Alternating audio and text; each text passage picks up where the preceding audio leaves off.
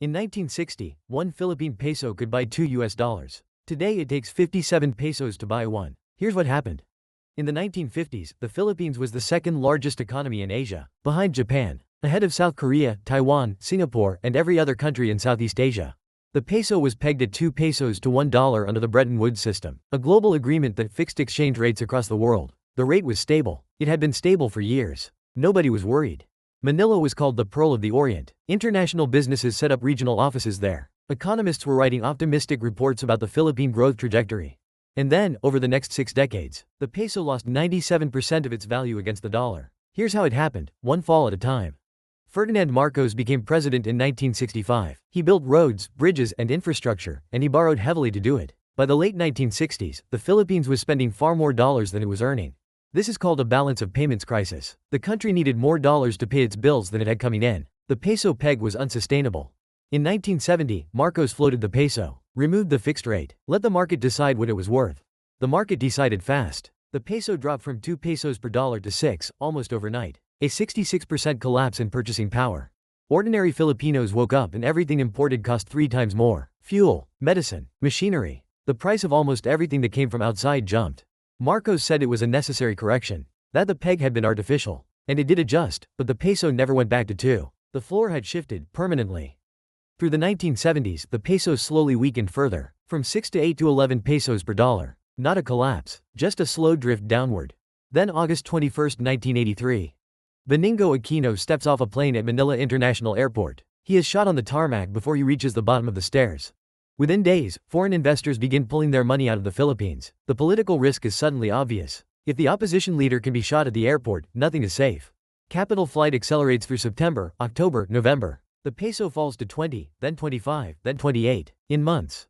The Marcos government runs out of dollars to defend the peso. In October 1983, the Philippines declares a debt moratorium. It can no longer make payments on its foreign debt. The country has effectively defaulted.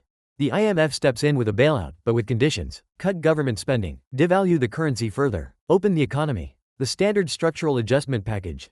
The People Power Revolution came in 1986. Marcos fled. Cory Aquino took over. But the debt stayed. The peso stayed at the new floor. And the Philippines spent the next decade paying off what the Marcos era borrowed. This is the wound that didn't heal. Every peso weakness after 1983 builds on what happened in those months after that tarmac.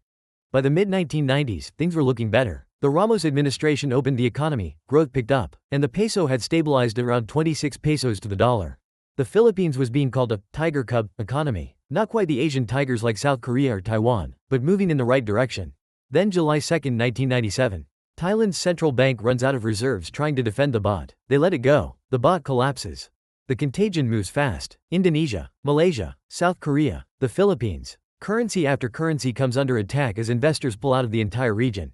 The peso drops from 26 to 40 pesos per dollar by 1998. Not as bad as Indonesia, where the rupiah lost 80% of its value, but still devastating. Indonesia collapses into political chaos. South Korea needs a massive IMF bailout. Thailand goes into deep recession. The Philippines takes a serious hit, but recovers faster than most. Why? One reason the economists keep pointing to: OFW remittances. While foreign investors were fleeing the Philippines, 11 million Filipinos working abroad kept sending money home. Every month, the dollar inflow never stopped. Remittances acted as a shock absorber. They kept the peso from falling as far as the baht or the rupiah. They kept consumer spending alive even as the economy contracted. The government noticed. And here is the moment that matters. Because the conclusion they drew was not, we need to build an economy strong enough that we don't need this buffer. The conclusion was, we need more OFWs. Labor export became explicit economic policy. The POEA expanded. OFW remittance data started appearing in BSP reports as a key macroeconomic indicator. The country had found its shock absorber, and it decided to make it bigger. Today the peso sits at around 57 to the dollar. And there are 3 interlocking reasons it stays there. Reasons that don't fix easily, because they reinforce each other. Reason 1. Import dependency. The Philippines imports almost all of its fuel. Every liter of gasoline, every kilowatt hour from oil-fired power plants, paid for in dollars. The Philippines imports significant amounts of food. Rice when harvests fall short. Wheat for bread. Even onions, which made headlines in 2023 when onion prices in the Philippines briefly exceeded onion prices in Japan. The Philippines imports most of its manufactured goods, electronics, vehicles, machinery. The country never built a strong domestic manufacturing base the way South Korea or Taiwan did. All of this creates structural, permanent demand for US dollars. Dollars must flow out every month just to keep the lights on and the shelves stocked. That demand keeps the peso weak. Reason 2. Dollar-denominated debt. A significant portion of Philippine government and corporate debt is borrowed in US dollars. When the peso weakens, that debt becomes more expensive to repay in peso terms. Not because you borrowed more, but because the conversion rate got worse. This creates political pressure against letting the peso appreciate too quickly. A stronger peso sounds good, but it changes the value of every dollar contract, every import price, every export earning. The system resists sudden moves in either direction. Reason 3 is the one that closes the loop. OFW remittances now total around $36 billion per year. That's roughly 9% of the entire Philippine economy, flowing in from Filipinos working abroad. This money props the peso up. Without it, the peso would be significantly weaker. The dollar demand from imports and debt would overwhelm the supply. But here's the trap inside the stability. The remittance system works because Filipino wages abroad are worth sending home. That only makes sense if wages at home are low enough that the gap is worth the sacrifice of leaving. If Philippine wages rose enough, if staying home paid as well as leaving, fewer people would go, remittances would fall, the peso support would weaken, the peso would drop further, making life harder, making leaving look attractive again. The system is self-locking. It doesn't have an off switch. It only has a feedback loop. So here's the loop, in full. You leave because the wages at home aren't enough. You send money home because your family needs it. That money helps prop up the peso, just enough. The peso stays weak enough that wages at home still aren't enough. So the next person in your family leaves.